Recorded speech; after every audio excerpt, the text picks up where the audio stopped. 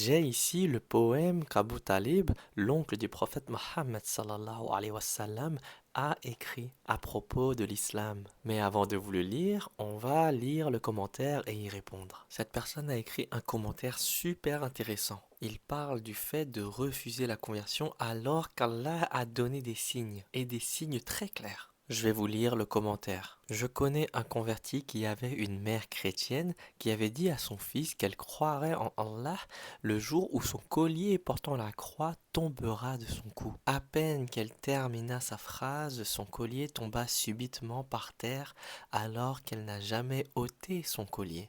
Elle avait toujours autour du cou. Eh bien, au final, elle refusa de croire en Allah.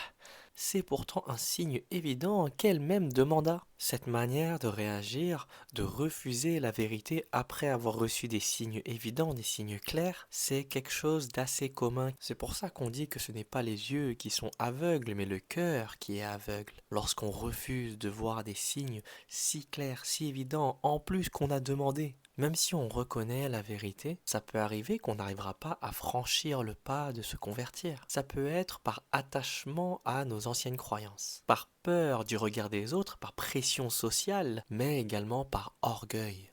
Parce que se convertir à l'islam, c'est pas juste avoir une nouvelle croyance, c'est pas juste changer de religion, c'est reconnaître qu'on a eu tort toute notre vie et que nos parents et nos grands-parents, nos ancêtres ont eu tort également. Se convertir à l'islam, au final, c'est admettre, je pensais avoir raison, mais au final, je me suis trompé. J'avais tort.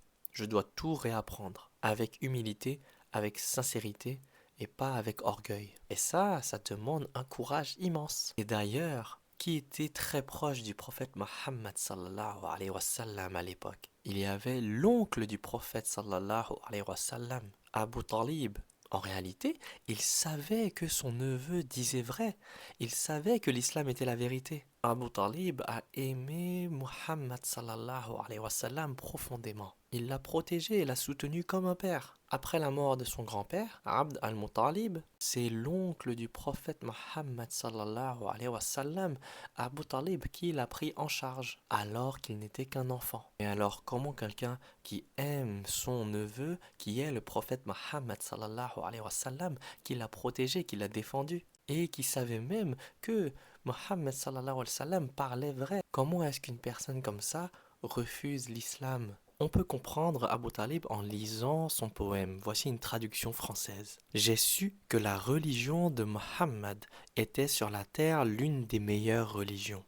Si ce n'était la crainte des offenses et des blâmes, tu m'aurais vu l'accepter sans hésitation. Et donc, qu'est-ce qui s'est passé au moment où Abu Talib allait mourir? Pourquoi il ne s'est pas converti alors qu'il savait que c'était la vérité? Abu Talib était gravement malade et il sentait que sa mort allait arriver. Et donc, le prophète Mohammed sallallahu alayhi wa sallam, son neveu, il était plein d'espoir et de tristesse également. Il est venu vers lui et il lui dit avec douceur: ô mon oncle, dis La ilaha illallah, une parole grâce à laquelle je pourrais plaider en ta faveur auprès d'Allah. Et à ce moment-là, Abu Talib n'était pas seul. Les chefs de Quraysh étaient également présents dans la pièce. Et donc, les chefs de Quraysh ont commencé à lui mettre la pression. Ils lui dirent: vas-tu renier la religion d'Abd al-Muttalib? Et donc, ils lui rappelaient que se convertir à l'islam signifierait renier la religion de ses ancêtres, qui serait du coup une honte sociale immense à leurs yeux.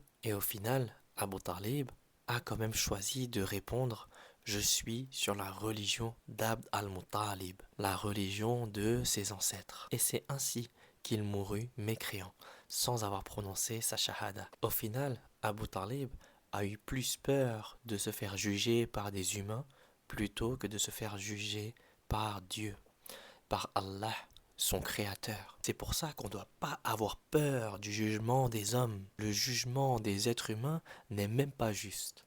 Il n'y a que le jugement d'Allah qui est tout le temps juste. Alors lorsqu'on place notre crainte d'Allah au-dessus de toutes les autres craintes, eh bien on se libère. On se libère de notre propre orgueil, on se libère des pressions sociales, on se libère du regard et du jugement des autres. On sait que tout ce qui compte, c'est comment notre Créateur nous voit. Et cela nous suffit.